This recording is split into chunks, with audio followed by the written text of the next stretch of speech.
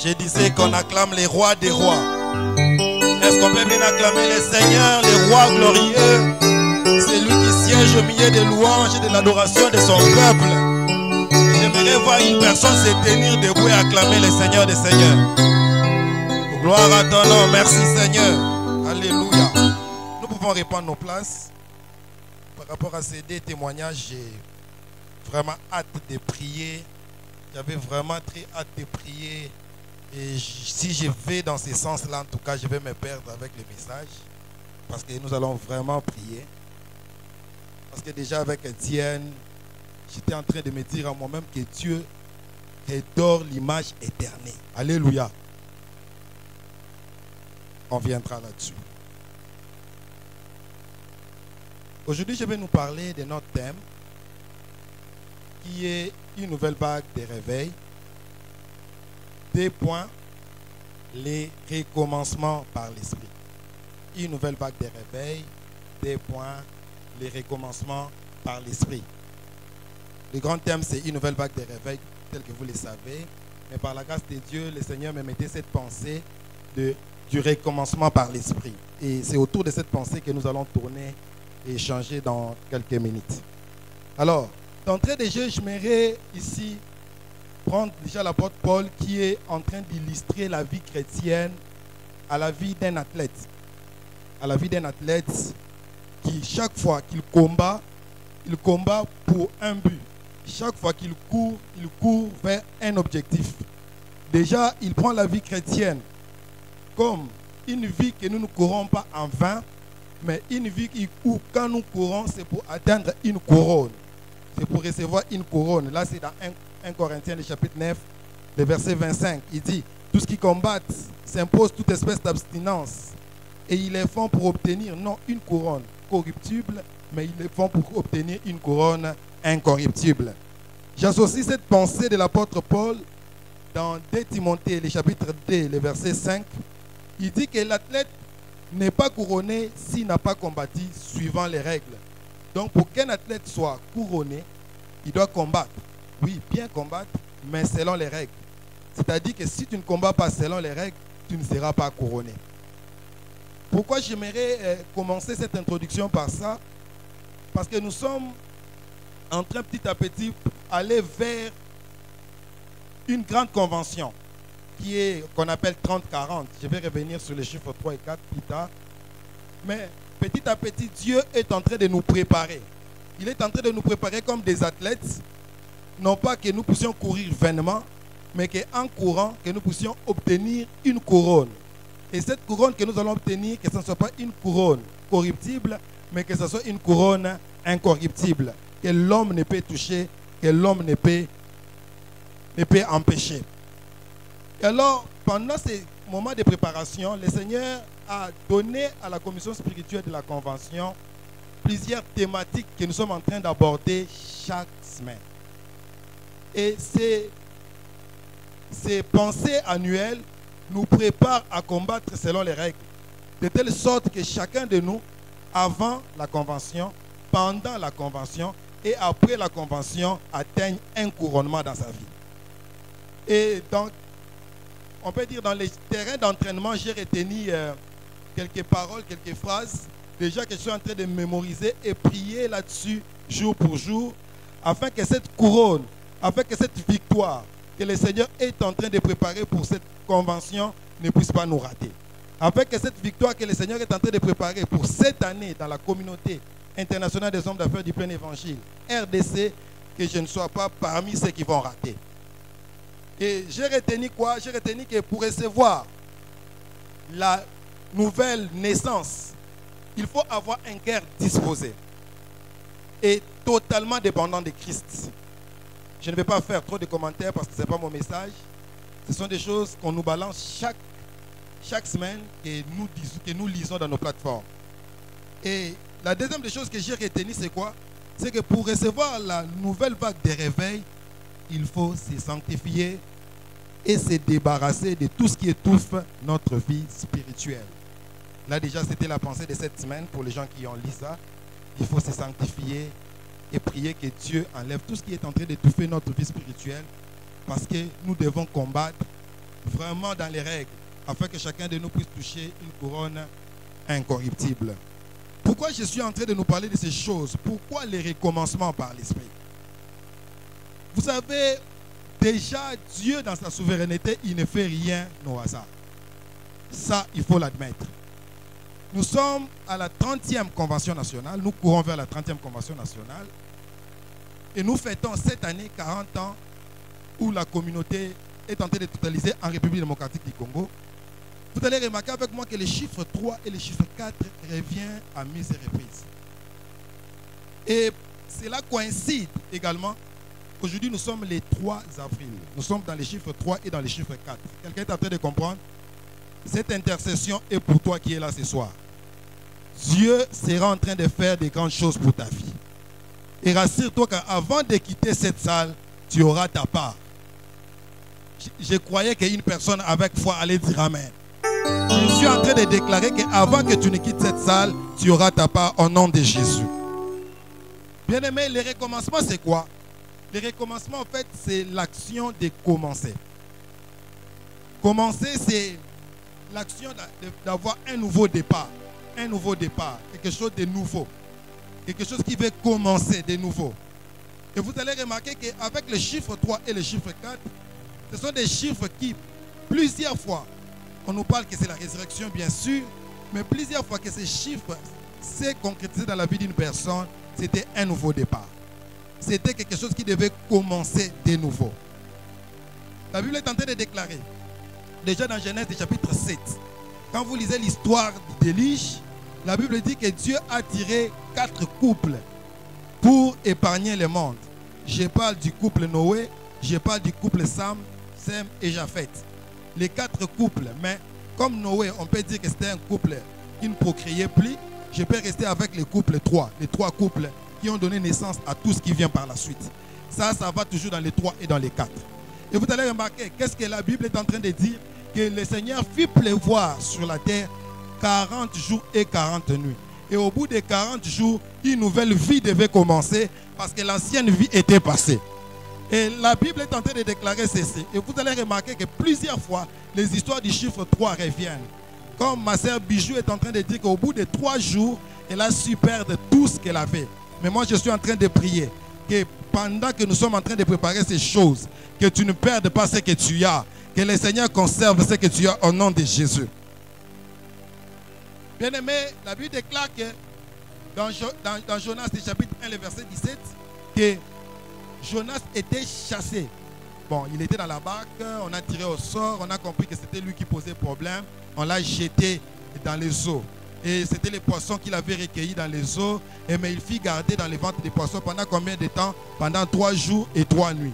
La Bible déclare qu'au bout de 3 jours et 3 nuits, quand il sortit pour aller prêcher dans Ninive, il a fait 40 jours en train de prêcher à Ninive. Il a fait 40 jours en train de prêcher à Ninive. Ça, c'est un temps que le Seigneur amène les réveils dans notre pays. C'est un temps que le Seigneur amène les réveils dans notre communauté. Dans ces 40 ans, le Seigneur est tenté d'amener quelque chose de nouveau dans cette communauté. Et il ne faut pas être distrait. Il faut être juste connecté. Vous allez remarquer que ce chiffre a suivi également Moïse. La Bible déclare dans Exode, chapitre 2, le verset 2, que la mère de Moïse, ne sachant plus garder Moïse, au bout de 3 mois, comme elle ne savait plus garder Moïse, au bout de 3 mois, il prit le bébé, l'enduisit de bitume, le fit partir par le fleuve. Et vous allez remarquer que quand Moïse est parti, il a fait exactement 40 ans dans la maison de Pharaon pour aller faire 40 ans chez son beau-père Jéthro pour revenir. Et le Seigneur l'a fait traverser encore 40 ans dans le désert pour lui préparer parce qu'il devait sortir avec 120 ans. Il est mort avec 120 ans. Alléluia. Donc c'était ces chiffres-là qui préparaient des gens. Et j'aimerais que tu sois prêt à recevoir quelque chose venant de la part du Seigneur. Le Seigneur est en train de préparer cette communauté à des grandes choses. Des choses pour lesquelles nous avons eu à perdre. Des grâces pour lesquelles nous avons eu peut-être à abandonner. Les choses pour lesquelles nous n'espérions plus. Regardez, aujourd'hui nous sommes à l'intercession. C'est comme on invite un chapitre. C'est comme c'est un dîner. Alléluia. Amen, amen.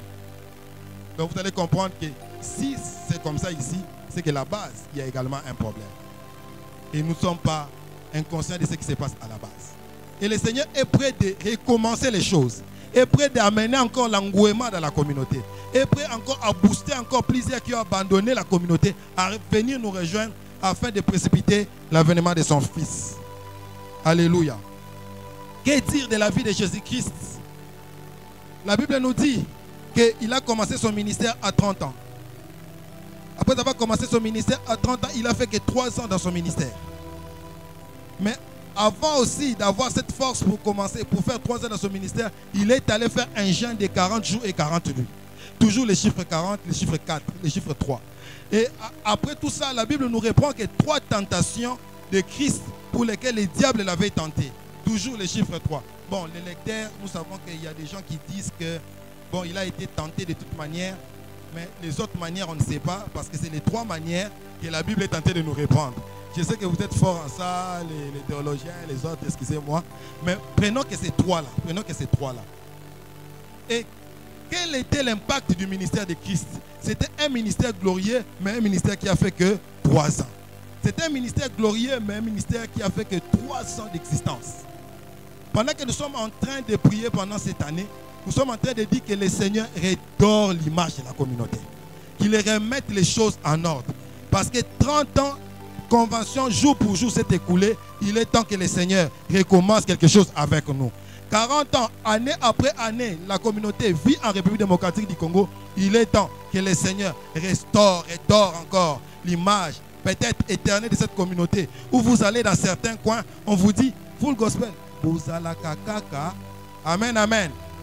C'est que tout ça là qui met tout ça.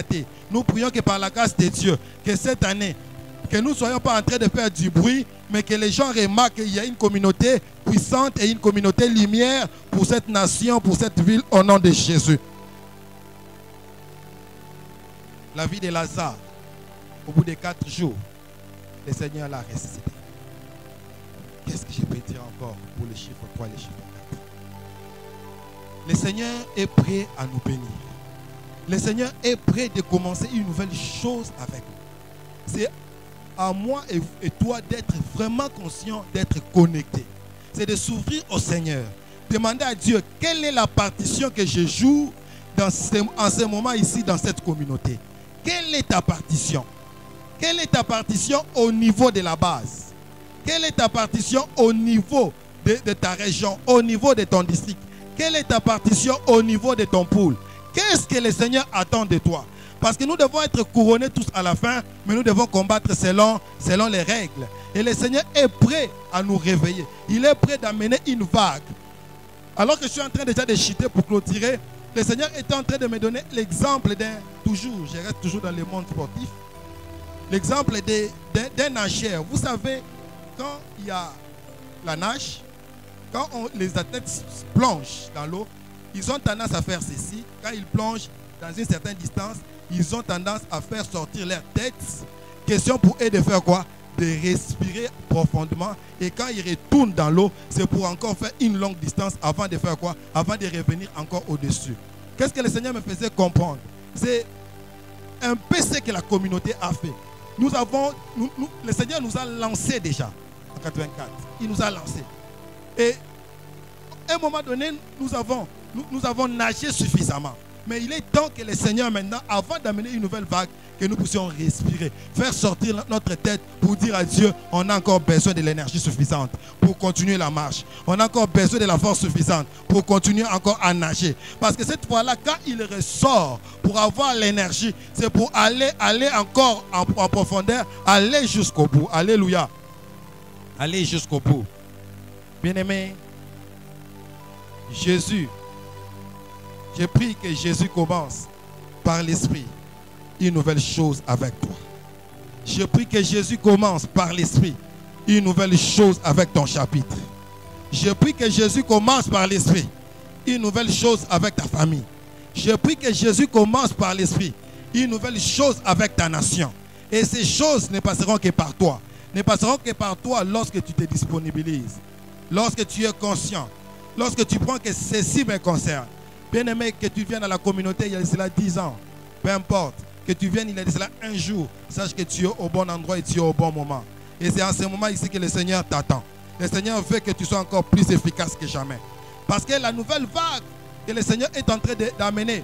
Si nous ne marchions plus dans cette vie-là de sainteté et que nous déconsidérions tout ce qui est caractère saint, le Seigneur, la vague là de péché est en train de passer et le Seigneur est en train d'amener la vague de sainteté. Si nous étions à l'aise à ne pas voir la manifestation de Dieu dans nos chapitres, on se plaisait de voir les malades venir et retourner avec leur maladie. Le Seigneur voudrait que par cette vague, que nous soyons plus à l'aise de voir les malades retourner avec leur maladie, mais qu'une nouvelle vague de puissance puisse commencer dans nos chapitres. Si nous étions aussi à l'aise de venir dans nos réunions en retard, comme nous le savons, mais le Seigneur voudrait que cette année, que nous puissions être de ces personnes consciencieuses, que nous puissions nous tenir pour dire qu'il est déjà 16 heures, je dois tout arrêter pour courir au chapitre. Bien aimé, le Seigneur veut faire ces choses, mais il a besoin d'un cœur disponible, d'un cœur qui est prêt, d'un cœur qui est prêt, d'un cœur qui est prêt. Bien aimé, j'aimerais prier pour ce cœur-là qui est prêt, un cœur qui veut s'engager à servir encore le Seigneur. Je vais clôturer par ces passages de Agé, le chapitre 1, le verset 14. Nous pouvons les lire ensemble. Agé, le chapitre 1, le verset 14. Agé 1, 14. Vous y êtes? À 3, nous lisons. 1, 2, 3. L'Éternel réveilla l'esprit de Zorobabel, fils de Tcheltchei, gouverneur de Juda, et l'esprit de Josué, fils de Jotsadak, le souverain sacrificateur, et l'esprit de tout le reste du peuple. Ils vinrent et ils se mirent à l'œuvre dans la maison de l'Éternel, des armées, leur Dieu. Alléluia. Je prie que le Seigneur réveille ton esprit. Aujourd'hui, que tu commences un nouveau mouvement avec le Saint-Esprit. Que tu commences un nouveau mouvement dans le réveil de l'esprit. Que le Seigneur commence à mettre cela en ton esprit. Au nom de Jésus, nous avons ainsi déclaré. Amen. Est-ce que tu peux te mettre debout à acclamer le Seigneur?